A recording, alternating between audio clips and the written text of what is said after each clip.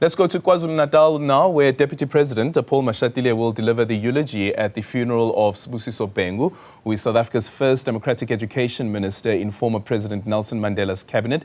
Bengu, who was also Forte's first black vice-chancellor, died last Monday at the age of 90. Newzroom Afrika's Iman Rappetti is at the University of Zululand in Guadalangezwa and joins us now live. But I understand actually you're now at a school there, Iman, with no cane. Oh, the cane is in the principal's office. See me after 2. But it's so interesting that South Africa is such a multi-storied country, from the chaos in Sandringham, where Ngobile is, to a fairly sedate picture here at the Guadalangezwa High School. Now, Aldrin, this high school is 55 years old, and guess what? For many people who didn't know before the memorial service yesterday, this school was founded by Professor Sibusiso Bengu back in 1969. And I know that the former MEC for Health in the province, Sibongiseni Adlomo, was lamenting the fact that it's, well, he wasn't lamenting the fact, but he was saying that it's now an all-girls school. But this was the place where he got his education, his high school education.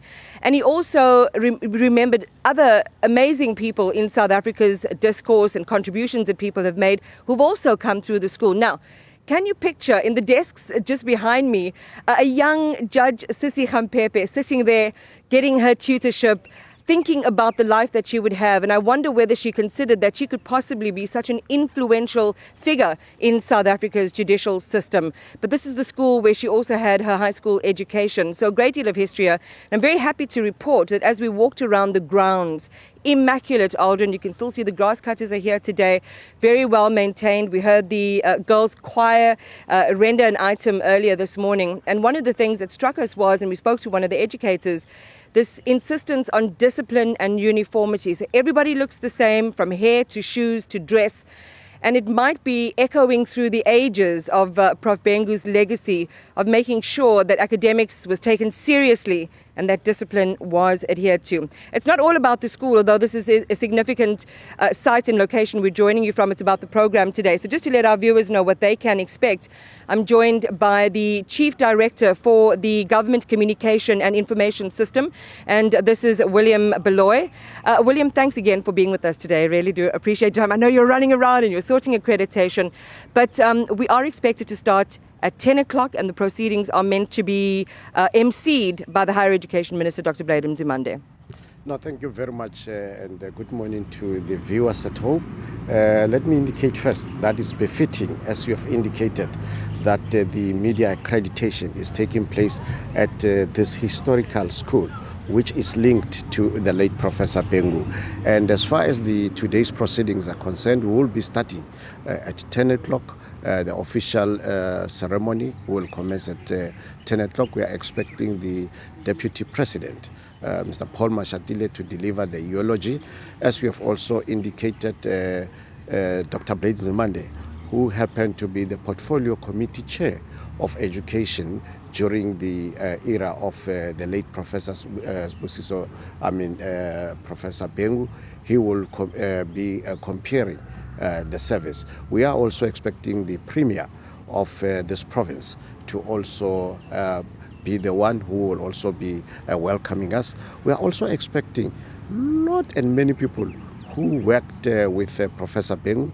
As we have indicated also during the memorial service, were able to meet the staff members, and yours truly also was part of that team that worked in the Deputy President's office, Deputy Minister's office when Professor Bengu was the minister. So it was the ministry we worked with him, and I saw most of the colleagues who were in his office being here, which of course be a testimony and testament to the immense contribution that he did, not only to the community here, not only to South Africa, but also to making sure that he develops young talents. As we know that he was the very first Minister of Education in a democratic South Africa, and he was also spearheading the bringing together of the different education systems of the country. So his contribution is immeasurable and immense. So we're expecting that the service